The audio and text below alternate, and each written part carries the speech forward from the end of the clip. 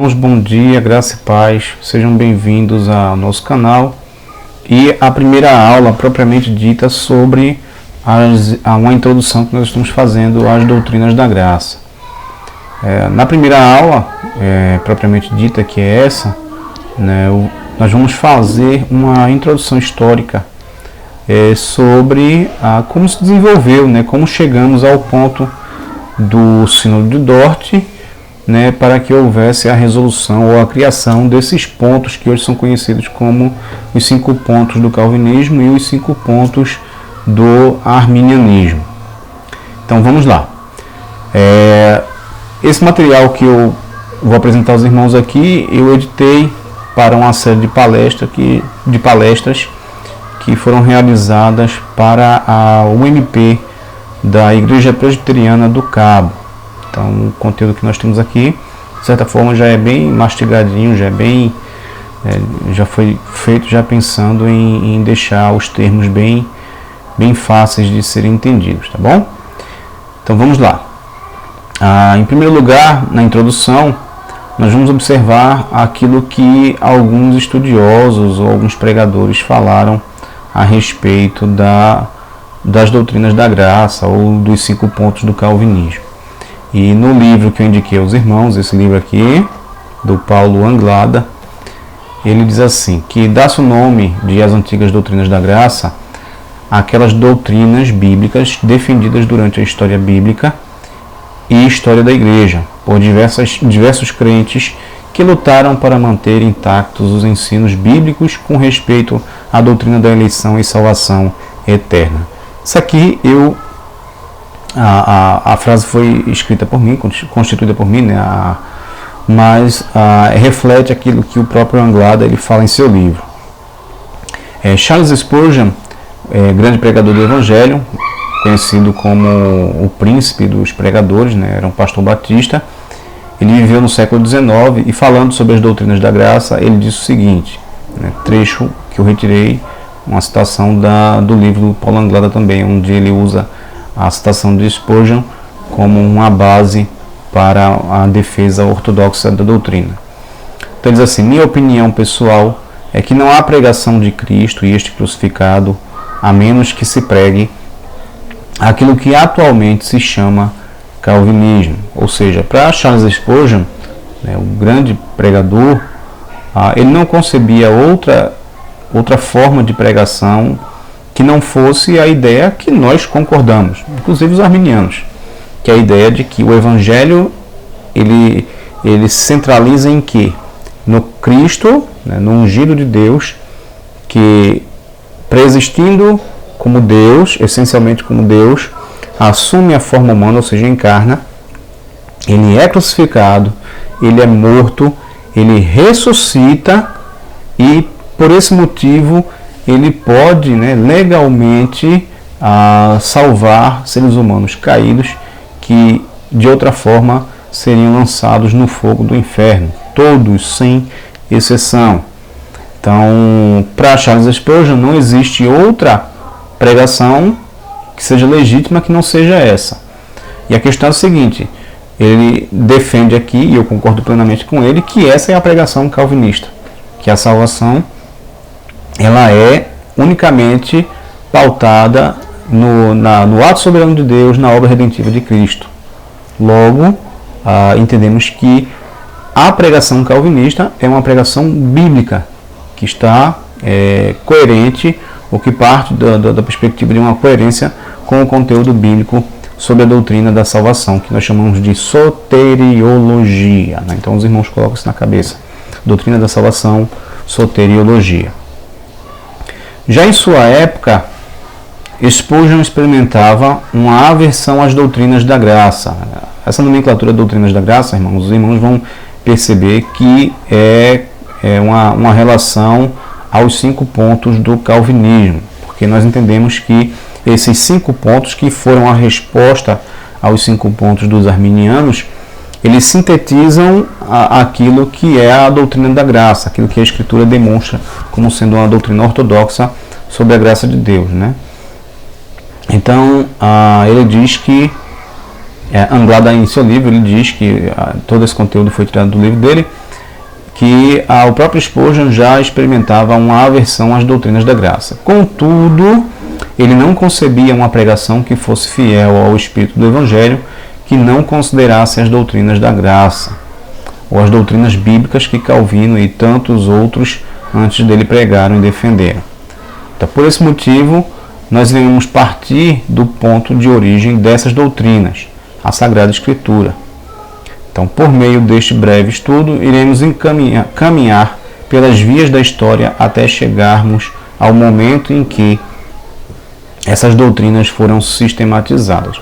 Isso é muito interessante porque, às vezes, pode passar na mente da gente que a doutrina em si ela é pontual, né? Ela foi desenvolvida naquele momento e ela não existia antes. Não, pelo contrário, né? A nossa intenção é demonstrar que a doutrina ela sempre existiu, ela é ensinada pela Escritura e que na história, né, foi necessário elaborar uma coisa mais refinada, mais organizada, exatamente para a defesa da doutrina reta, né? Então, durante a história a gente vê muito isso, a história da igreja. Então você vai ver, por exemplo, os credos e confissões que foram elaborados exatamente para combater, em sua época, heresias que haviam se levantado no seio da igreja. Tá? Então, isso é muito importante a gente ter em mente, que a doutrina ela sempre esteve lá, ela é da Escritura, né? Uma doutrina bíblica. Agora, a elaboração dela como, vamos dizer assim, um dogma, como um ponto específico doutrinário da comunidade cristã, de fato, ela é estabelecida após essa controvérsia gerada pelos arminianos. Tá? Então, a história bíblica da redenção aponta para a ideia que Deus, durante a história, sempre agiu de forma eletiva com o homem. Essa eleição sempre ocorreu não com vistas a uma retribuição divina às boas atitudes daqueles que foram alvo de sua eleição. Mas, contrariando essa perspectiva, Deus escolheu entre os homens aqueles que estavam perdidos, ou seja, todos estão perdidos sem a ação da graça divina. Então é o que a primeira doutrina ela vai dizer, que é a depravação total.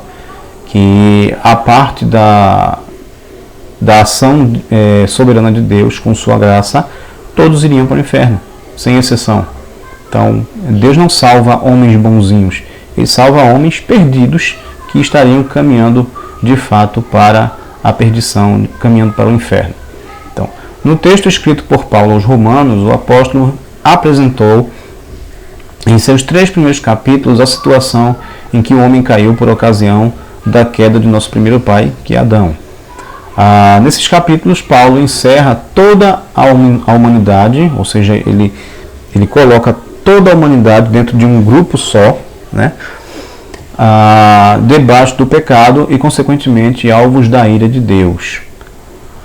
Por meio de sua argumentação, Paulo pretende demonstrar que não há diferença entre aqueles que são de Israel ou não.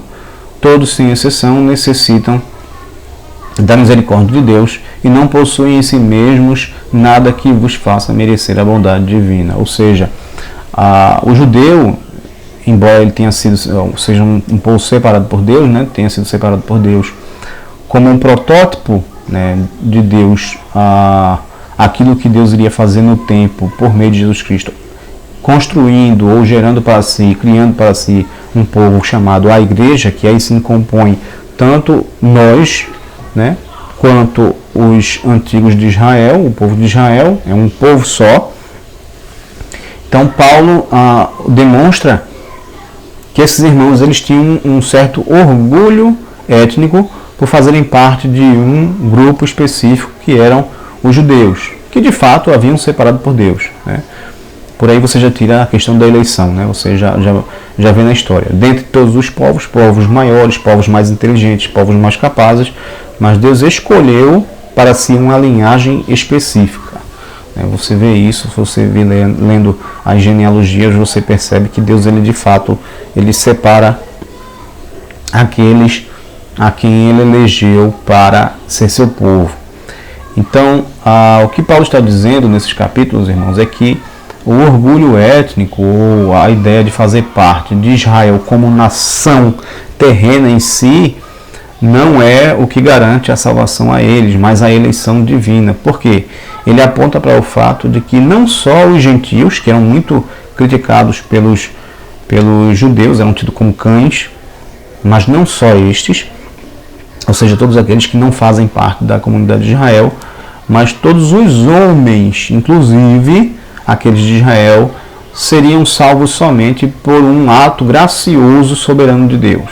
Ou seja, não é pelo sangue, não é pela linhagem de sangue, não é pelo nome, não é por nada disso. É porque todos estão debaixo do pecado e prontamente todos seriam condenados caso Deus não tivesse agido soberanamente por meio de seu Filho, por Jesus Cristo. Então, Paulo ele demonstra nesses capítulos que todos estão debaixo do pecado. Né? Capítulo 2, por exemplo, no verso 1 ao 3, ele vai dizer o seguinte: portanto, és inexcusável quando julgas, ó homem, quem quer que sejas, porque te condenas a ti mesmo naquilo em que julgas a outro. Pois tu que julgas fazes o mesmo, e bem sabes que o juízo de Deus é segundo a verdade sobre os que tais coisas fazem. E tu, ó homem, que julgas os que fazem tais coisas, cuidas que fazendo-as tu escaparás ao juízo de Deus? Capítulo 3, verso 9, ele diz assim: pois que somos nós mais excelentes? De maneira nenhuma, pois já dantes demonstramos que tanto judeus como gregos, todos estão debaixo do pecado, ou seja, todos são pecadores. Como está escrito, não há um justo, nenhum sequer, não há ninguém que entenda, não há ninguém que busque a Deus. Todos se extraviaram e juntamente se fizeram inúteis. Não há quem faça o bem, não há nenhum sequer. Né? Então, ambos esses textos, né, acima, eles trazem a mesma ideia, a mesma realidade de que a humanidade em si, a parte da graça divina, do favor imerecido de Deus, iria caminhar para um único e mesmo destino, que era a perdição, o inferno, né, a eternidade, alheio da misericórdia e da graça divina. Após ver um pouco, né, sobre... E aí eu digo aos irmãos que leiam o livro, leiam as Escrituras, mas após ver um pouco, né, já na experiência do apóstolo Paulo, aquilo que ele demonstra sobre a humanidade, né, que aí se encaixaria muito bem naquilo que nós entendemos por depravação total, nós podemos ver também que essa discussão ela não ficou só no primeiro século. Então você tem aí Santo Agostinho, conhecido como Santo Agostinho, Agostinho de Hipona, e ele também teve uma desavença, né, contra um camarada chamado Pelágio, sobre esse assunto, especificamente sobre a questão do pecado, sobre a questão do livre-arbítrio. Né? Então, Pelágio, nessa controvérsia, foi condenado por heresia, e Agostinho ele conseguiu aí demonstrar a força e a verdade da doutrina bíblica sobre o pecado original e sobre a depravação do homem. Né? Então a controvérsia girou mais especificamente sobre qual o estado do homem após a queda. Então Pelágio ele defendia que, e algumas pessoas, pasmem, defendem isso hoje, né? Mas Pelágio defendia que apesar da queda o homem não havia sido corrompido totalmente pelo pecado e que este poderia, sem o auxílio divino, responder positivamente à graça de Deus. Então, aí entra uma controvérsia também, que é aquilo que nós entendemos sobre livre-arbítrio, se o homem tem ou não tem livre-arbítrio. E há essa discussão. A ala calvinista entende que o homem ele perdeu o livre-arbítrio após a queda. Logo, aí a gente também tem que definir exatamente o que é livre-arbítrio, né? A discussão sobre a definição dos termos, que normalmente livre-arbítrio é interpretado ou defendido ou entendido como sendo puramente o ato de agir, né, por si só, mas na verdade o entendimento do livre-arbítrio vai muito além disso, não só a ação, né, propriamente dita, mas o agir em influência ou decorrência de. Então, por que eu faço isso e não faço aquilo, né? Então, não é só o agir em si, mas há algo a mais que entra na definição de livre-arbítrio, né? Que propriamente dito seria que livre-arbítrio, na verdade, não é simplesmente o agir, mas é agir em não conformidade ou contrário à sua própria natureza.